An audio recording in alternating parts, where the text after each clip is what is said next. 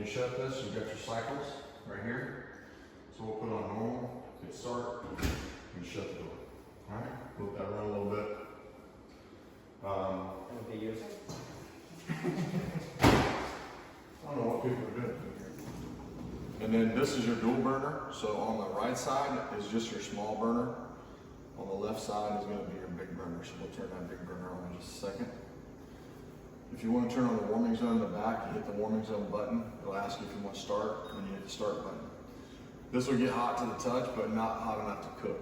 So if you have something that you can set there, you can have that, okay? In order to turn it off, you just hit the warming zone button again. And then just turn this off. Turn this one to the other ring.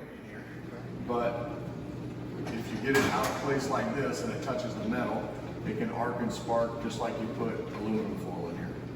Okay, so if you're not doing 2-level cooking, I recommend take it out and store it out of there. Because if you do like a bag of popcorn is the best thing, where it starts off down here and then it pops.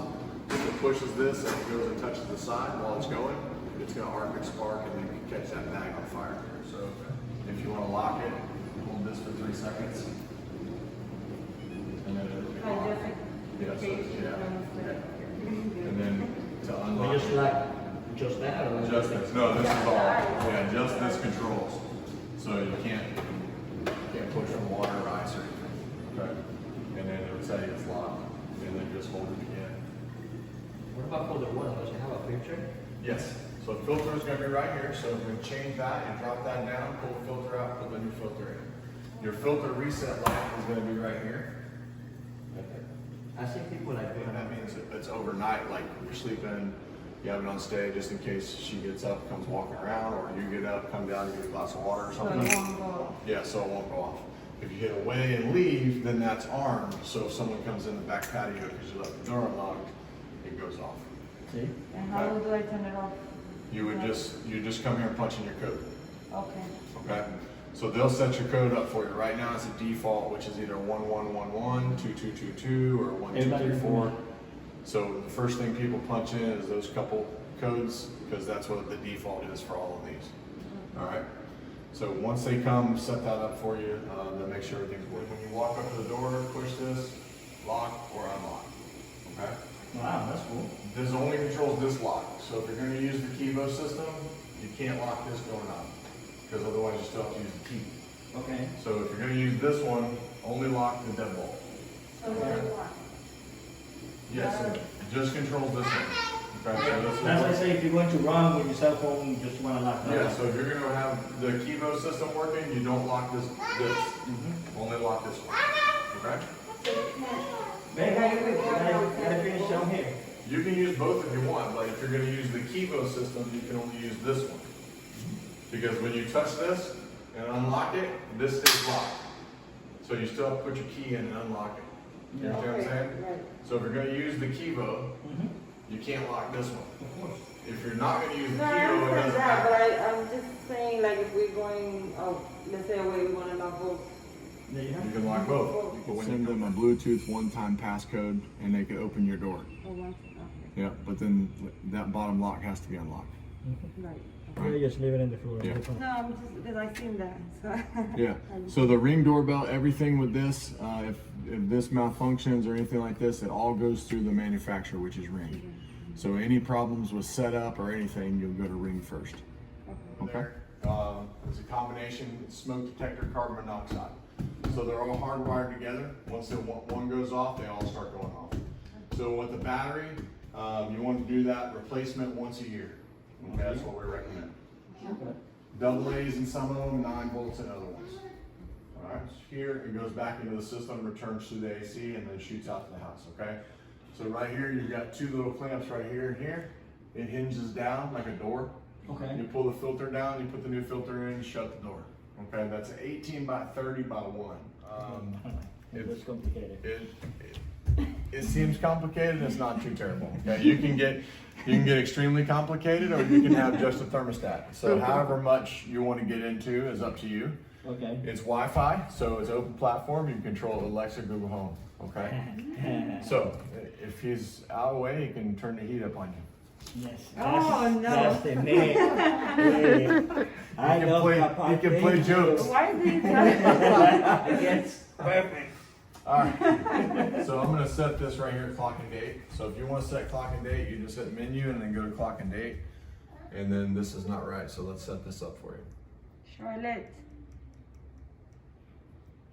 You're gonna have to buy that door for that thing. No gate. Yep. Get over here. Come look at You it. know about this temperature right here is the set temperature. So that's to where you want to be at. So if you want to call the temperature to be different, you can do it right there. Okay. This temperature is the indoor temperature. This is the outdoor temperature. All right. This is your fresh air area. So right now it's idle. You always want to leave the fan on auto. Okay. With the house having foam insulation, we put it pretty much airtight. Okay. So it's about 98, 99% airtight with the foam insulation. When we do that, we have to bring fresh air into the system to supplement your inside air to keep us healthy inside here for you, okay? We do that through a power ventilator that's in the attic. Turn that to anything else than auto, then you can have problems inside with the fresh air not running like it's supposed to, okay? Your indoor relative humidity side and 78 on the cool side. So every time you make a change, you wanna hit done, okay? So we're gonna put it 62 and 78, done. You can touch either one of these. Like if I touch this one here, I can still change this one. See what I'm saying? So once this screen comes up, you can change either side. 78 degrees is what Duke Energy recommends for the most energy savings inside your home. So if you do 78 degrees, you're gonna save the most money. What about the 62? The 62 on this, so that's your heat setting. So if the temperature goes below 62, the heat will come on. If the temperature goes above 78, the air conditioning will come on. Nah. Okay? So always when you make a change, hit done. That saves the change. Okay? So let's go back into schedule. Now we want to copy this day and make it the same unless you want to change it later. You'll go into this screen, but you can set the weekend to be different from the weekdays. You can set each day to be different. And When he's off? right. So you can set, if you're off Wednesdays and Thursdays and you want it to be cold, Wednesdays and Thursdays, you make it cold. All right, and then you hit done, and it's gonna say, do you want to copy? We're gonna hit yes, and then done, and then now your schedule is set, okay? So right now we're set for 78. So what I usually do is I put this on hold. It's on hold permanently. If you cancel that hold, it'll say schedule right here. That means you're on your schedule. And then this set temperature saw move to 78, okay? When you're not here closed right now, I put it on permanent hold and I turn it down so that nobody messes with your thermostat. So we keep the air cold in here, so if the workers come in, they don't come over in the industry. So when you buy a cheap faucet, sometimes they're not low flow, they put out a lot more water. Okay. But with the shower head especially, Yeah. So then, yeah. you want to maybe looking at changing that if you don't like the pressure. You get the same amount of pressure from the counter, no matter what. So if it's 90 pounds of pressure that they choose, every house gets that pressure. When you have the shower head, you change the pressure by controlling it there. So it doesn't put out as much water. So that's why I say if you don't like the pressure, you just change the head and then it gets water. You can clean it and put it back in, okay? So that just goes back up in that little groove right there in the top. And then you push it up, push it back down, make sure it sets inside the track, okay? When you shut this down, you lock it right here like that, all right? So now another feature on this window, if you raise this up out of the track just a little bit, you have to raise it up in order to do this, otherwise you can break the window, okay? These little clips right here, you pull them in, you can open the window up and you can clean the glass, okay? When you put this back, this is just a spring-loaded clip, so just pull them back, let it click back, just give it a little pull, make sure it's set, and then you can put it back down and lock the window. All right, and then your blinds, of course, operate like that. It feeds right here, so if you want to turn just the hot water off, you can turn that valve off right there like that, okay? If you want to turn all the hot water off, you turn that valve off right there. So this is for. Just the hot water, and then this is all the water back here, okay? This is a thermal expansion tank, so if the pressure gets too much, it expands into here.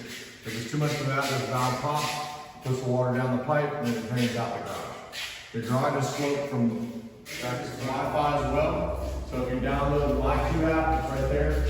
Also here, on this paper right here, is your information, okay? With this, you can control it with the Wi-Fi through your phone or tablet.